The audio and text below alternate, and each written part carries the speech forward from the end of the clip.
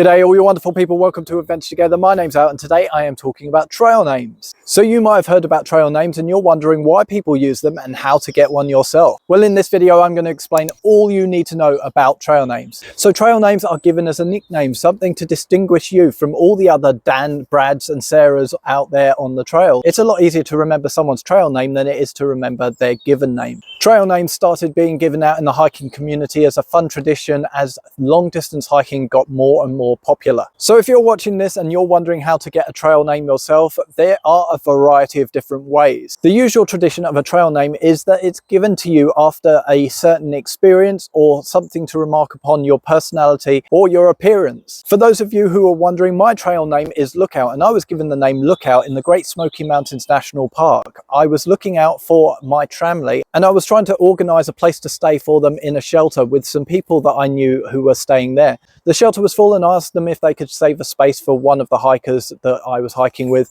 The people who I asked to save a space said that I should be called Lookout because I was looking out for my fellow hikers. The trail name seemed to suit me because as well as looking after fellow hikers, I was also hiking ahead of my tramley quite a lot. So I was like the lookout. The name cemented itself for a third reason when I was sleeping in my hammock during a storm in Virginia and a branch broke off above me and came colliding with my hammock.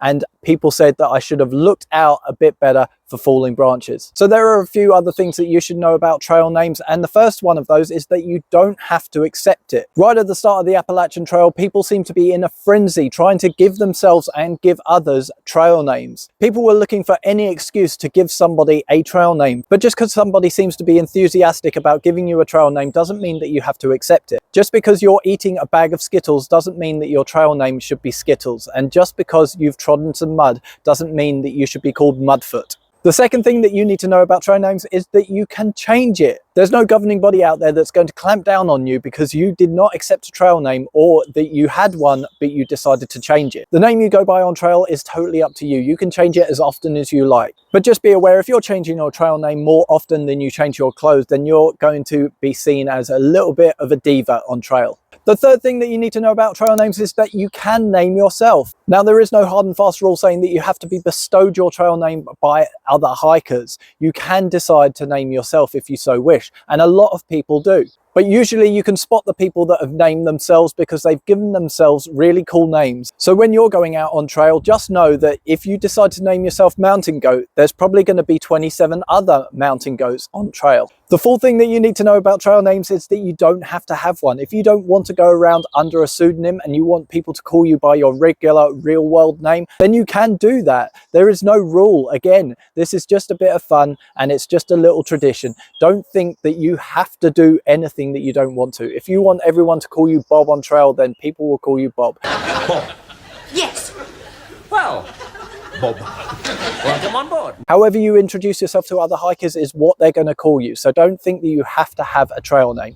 The fifth thing that you need to know about trail names is how long it takes to get one. Now, as I mentioned before, there seems to be a frenzy at the start of trail with people desperate to give out trail names and desperate to get one for themselves. So if you just accept the first thing that people call you, then you'll probably get a trail name in the first couple of days. But if you're a bit discerning over what your trail name is, you can hang on trying to think of what to call yourself for as long as the trail is. So how long it takes to get a trail name is totally up to you and whether or not you decide to take on some of the suggestions. But if I was to hazard a guess based on my own experience, I would say that most people had a trail name by the end of the first month. So just relax, your trail name will come in time, and if you don't want one, then you don't have to have one. It's just supposed to be something fun that you can do to add to your trail experience. It's not supposed to be an added pressure to what is already an extremely stressful situation, which is the first couple of weeks on trail. So what's your opinion on trail names? Are they just a bit of fun or are they complete nonsense? Have you got a trail name already? Then leave it in the comments down below.